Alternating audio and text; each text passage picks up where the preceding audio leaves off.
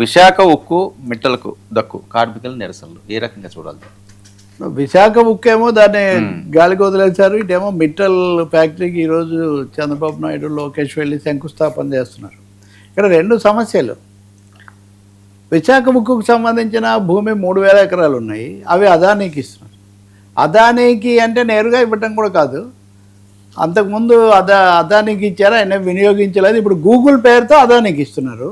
So Visakha ఉక్కును కాస్త పని చేయించే పద్ధతి, అక్కడ బ్యాటరీలు లేదా ఓవెన్లు పని చేయించి దాన్ని చక్కగా నడిపించే బదులు అక్కడ కార్మికులకేమో విఆర్ఎస్ నోటీసులు ఇచ్చి దాన్ని ఏమో దాదాపు పొమ్మని లేక పొగబెట్టినట్టుగా దానికి పీక నులిమేటటువంటి ప్రయత్నం భారీగా జరుగుతుంది. అంతకుముందే గంగవరం పోర్టు అదానికి అమ్మేశారు ప్రభుత్వాలు మారినా, కానీ ఇప్పుడు మిట్టల్ దాన్ని కూడా శంకుస్థాపన చేస్తున్నారు. ఇక్కడ కూడా మళ్ళీ ఏంటి, ఆ నిర్వాసితులకు ఇంతవరకు వాళ్ళకి కావాల్సినటువంటి పరిహారం ఇవ్వలేదు. 8 లక్షలు ఎంతో ఇస్తామని చెప్పారు, అది కూడా ఇవ్వలేదు. కనీసం ఈ రోజుల్లో మేము ఇల్లు కట్టుకోవాలంటే 25 లక్షలైనా ఉంటే కానీ చాలదు అని వాళ్ళందరూ అడుగుతుంటే అదేమీ చేయకుండా విశాఖలో భూములేమో అదానికి అప్పగించి ఆ పక్కనే పేదల భూములేమో తీసుకొని వెళ్ళి మిట్టల్కి అప్పగించేస్తున్నారు. ఎలాంటి పరిహారము అది లేకుండా. సో దీంతో అక్కడ తీవ్రమైన ఆందోళన వస్తుంది. కమ్యూనిస్ట్ పార్టీలు కానీ లేకపోతే కార్మిక సంఘాలు, ముఖ్యంగా ఇల్లు కోల్పోయిన వాళ్ళు ఎలా పెట్టుబడులు వస్తాయి లేకపోతే ఇంకొకటి అనుకుంటూ మీరు భారీ ఎత్తున ఇలా చేస్తే ఎట్లా అనేది. ఇది ఆంధ్రప్రదేశ్లో ఈ కార్పొరేట్ మోడల్తో చాలా సమస్యలు వచ్చేస్తున్నాయి. నిన్ననే ప్రభుత్వం ఇంకొక విధాన నిర్ణయం కూడా చేసింది. ఈ 22A అనుకుంటా కదా, ఆ భూములను 22A 70,000 ఎకరాల పైన ఇవి పూర్తిగా ఏపీఐఐసికి ఇచ్చేస్తున్నాము. చాలా రోజులుగా ఇవి నిషేధం. అంటే ఇంతకుముందే 1,00,000 ఎకరాల పైన ఎంతో ఇచ్చారు, ఇప్పుడు మళ్ళీ 70,000 ఎకరాలు. వీటికి ఎవరు ఎక్కడ చర్చ జరిగింది? దానికోసం ప్రభుత్వం ఇచ్చిన వివరణ కూడా ఏమంటే, ఈ భూముల మీద పూర్తి హక్కు ఇవ్వకపోవడం వల్ల వాళ్ళు అప్పులు తెచ్చుకోలేకపోతున్నారంట. అంటే ఇక్కడ నిర్వాసిత వాళ్ళు లేకపోతే ఇంకొకటి ఆ సమస్య వాళ్ళ గురించేమో మిట్టల్ దగ్గర చేయడం లేదు. ఆ వచ్చే వాళ్ళకి ఎలా తొందరగా చేయాలి, is of doing, speed of doing, కలెక్టర్లను ఐఏఎస్లను దానికోసం హడావుడి పెట్టడం, ఈ ధోరణి బాగా పెరిగిపోయింది. పారిశ్రామికీకరణ వద్దు, పరిశ్రమలు వద్దు అని ఎవరంటారు, కానీ దాన్ని పర్యావరణాన్ని ప్రజల యొక్క భద్రతను అన్నింటినీ కూడా దృష్టిలో పెట్టుకొని చేయాల్సినటువంటి పనికి ఇటు విశాఖ ఉక్కుకు సంబంధించిన ఉపేక్ష, దానికేమో క్యాస్టింగ్ గనులు దానికి ఇవ్వకుండా దీనికి ఇవ్వటం, అదాని ఏమో బొగ్గు తెచ్చి ఈ భూముల్లో పెట్టుకుంటాడంట, అదాని మిట్టలేమో ఇక్కడ వచ్చి తిష్ట వేస్తున్నారు. కానీ విశాఖ ఉక్కేమో అది పూర్తిగా దెబ్బతినిపోయేటటువంటి పరిస్థితి అక్కడ ఏర్పడుతుంది. దీని మీద నిరసనలు వస్తున్నాయి. అసలు విశాఖలో నెమ్మదిగా ఇప్పటికున్న కాలుష్యం ప్రమాదాలు చాలాగా తగిన భద్రత లేకుండా చుట్టుపక్కలంతా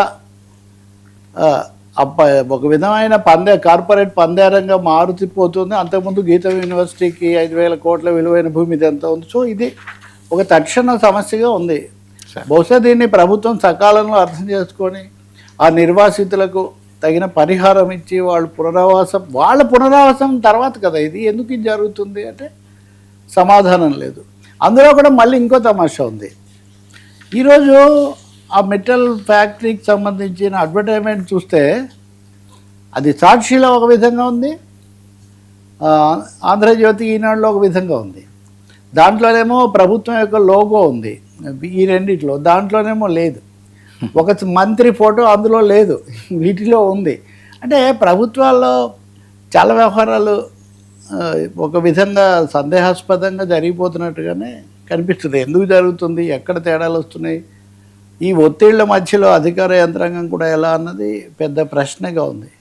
మిగిలిన ఎలా ఉన్నా విశాఖ ఉక్కును కాపాడడము, దానికి కావాల్సినటువంటి తక్షణ సహాయం గనులు కేటాయించటము, ఈ మెటల్ ఫ్యాక్టరీ పేరుతో నిర్వాసితులైన భూములు కోల్పోయిన వాళ్ళకు వెంటనే వాళ్ళు అడుగుతున్నట్టుగా 25 లక్షలు కాకపోతే కొంచెం అటు ఇటుగా కేటాయించి వాళ్ళకు పునరావాసం ఏర్పాటు చేశాక ఆ పనులు జరిగేట్టు చూడాలి. ఎందుకంటే ఒకసారి పనులు గ్రౌండ్ అయ్యాయంటే ఇంకా తర్వాత వాళ్ళని ఎవరు పట్టించుకోరు.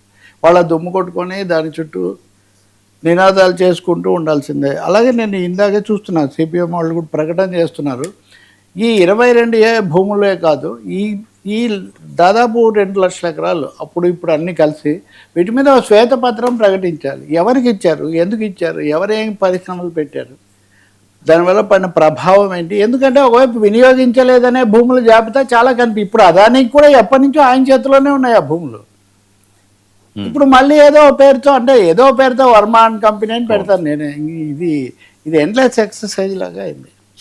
ఈ కార్పొరేట్ పందేరం నుంచి ప్రభుత్వ భూములు, పర్యావరణం దానికి ఒక రక్షణ చేస్తే చేయండి, కానీ కట్టుదిట్టంగా నిబంధనల ప్రకారం అలాగే ప్రజా సంక్షేమం కూడా దృష్టిలో పెట్టుకొని చేయాల్సిన అవసరం.